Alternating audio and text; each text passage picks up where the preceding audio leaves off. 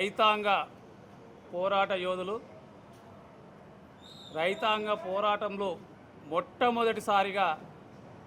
అమరులైనటువంటి దొడ్డు కొమరయ్య గారి 99వ జయంతి సందర్భంగా ఈ కార్యక్రమానికి విచ్చేసినటువంటి పెద్దలు బీసీ ఇంటలెక్చువల్ ఫోరం చైర్మన్ ఈ చిరంజీవులు గారికి, అదేవిధంగా బీసీ పొలిటికల్ ఫ్రంట్ చైర్మన్ అన్న బాలగోని బాలరాజు గౌడ్ గారికి, BC political front convenors Bairi Shekhar garu, అదేవిధంగా ఐలి వెంకన్న గౌడ్ గారు, ఎలికట్టె విజయ్ కుమార్ గారు, అంబాల నారాయణ గౌడ్ గారు, అదేవిధంగా అన్న హర్షవర్ధన్ గౌడ్ గారు,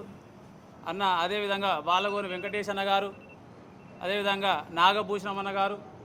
అదేవిధంగా బాలరాజ్ అన్న గారు, అదేవిధంగా అనిల్ గారు, ఈ కార్యక్రమానికి ఇచ్చేసినటువంటి అదేవిధంగా లింగేష్ యాదవ్ గారు, ఈ కార్యక్రమానికి ఇచ్చేసినటువంటి ఎలక్ట్రానిక్ మీడియా, ప్రింట్ మీడియా సోదరులందరూ కూడా పేరు పేరున ఉదయపూర్వక నమస్కారాలు తెలియజేస్తూ, తెలంగాణ రైతాంగ పోరాటంలో భూమి భుక్తి విముక్తి కోసం, వెట్టి చాకిరి విముక్తి కోసం ఆనాడు మరి గొడ్డలు బట్టి ఆ రోజు ఉన్నటువంటి ఆధిపత్య వర్గాల మీద మరి పోరాటం చేసి వీరమరణం పొందినటువంటి దొడ్డి కొమరయ్య ఆ రోజు ఏదైతే తెలంగాణ రాష్ట్రంలో దున్నేవాడికి భూమి కావాలని చెప్పేసి పోరాటం చేసినటువంటి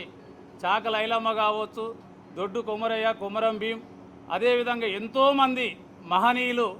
ఈ గడ్డ మీద ఎంతోమంది బహుజన నాయకులు ఈ పోరాటంలో నేల కొరిగినటువంటి పరిస్థితి. కానీ ఆ రోజు నుంచి ఈ రోజు వరకు నిన్ననే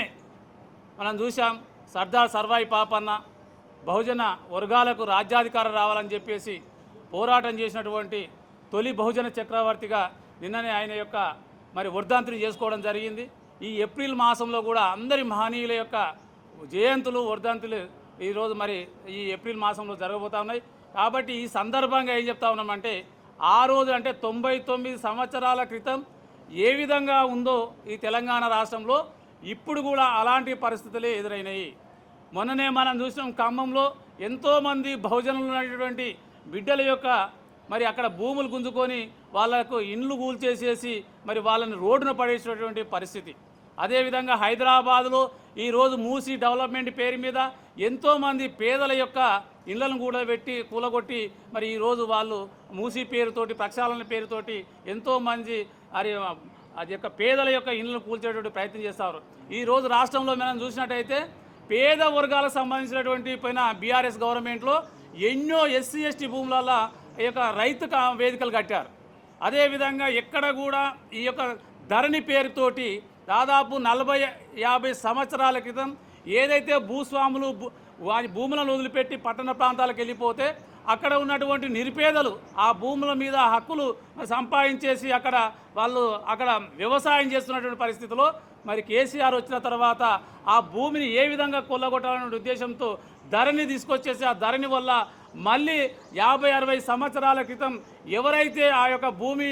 యొక్క హక్కుదారులు వారికే ధరణి పేరు మీద వాళ్ళకు పాస్బుక్లు ఇచ్చేసేసి ఎంతోమందిని జీవనాధారం లేకుండా చేసినటువంటి పరిస్థితి. కాబట్టి ఆ రోజు నుంచి దాదాపు 100 సంవత్సరాలుగా ఈ రోజు వరకు కూడా ఈ యొక్క పెత్తందారుల వ్యవస్థ కావచ్చు, దోపిడీదారుల వ్యవస్థ కావచ్చు, మార్పులో ఎలాంటి మార్పు రాలేదు. ఇప్పటికైనా ఈ రాష్ట్రంలో ఉన్నటువంటి ఎస్సీలు, ఎస్టీలు, బీసీలు అందరూ కూడా ఒక చైతన్యం కావాల్సిన అవసరం ఉంది. ఈ ఆధిపత్య కులాల మీద పోరాటం చేయాల్సినటువంటి అవసరం ఉంది. ఈ యొక్క దొడ్డు కొమరయ్య జయంతి కానీ, సర్దార్ సర్వాయి పాపన జయంతి వర్ధంతి కానీ వర్ధంతులు జయంతులు చేయడం కాదు ముఖ్యము. వాళ్ళ యొక్క ఆశయ సాధన కోసం ముందుకెళ్ళాలి. వాళ్ళ ఆశయ సాధన కోసం ఎప్పుడైతే పనిచేస్తారో అప్పుడే ఖచ్చితంగా మరి బీసీలకు, ఎస్సీ ఎస్టీలకు రాజ్యాధికారం వస్తుంది. మన జనాభా దామాష ప్రకారంగా ఈ వ్యవస్థలో మన యొక్క జనాభా దామాష ప్రకారం కూడా అన్నిట్లో విద్య లోపల, ఉద్యోగాల లోపల, ఆర్థిక రాజకీయ రంగం లోపల అన్నిటిలో కూడా అవకాశాలు కలుగుతాయి. కాబట్టి మరి యొక్క దొడ్డు కొమరి యొక్క స్ఫూర్తితోటి మనం అందరం ఉద్యమించేసి బహుజన రాజ్యాధికారం కోసం బాటలు వేద్దామని చెప్పేసి మరి ఈ విధంగా మరి ఆయన యొక్క జయంతి సందర్భంగా విజ్ఞప్తి చేస్తూ ఇప్పుడు మన ఈ సమావేశాన్ని ఉద్దేశించి మన బీసీ పొలిటికల్ ఫ్రంట్ కన్వీనర్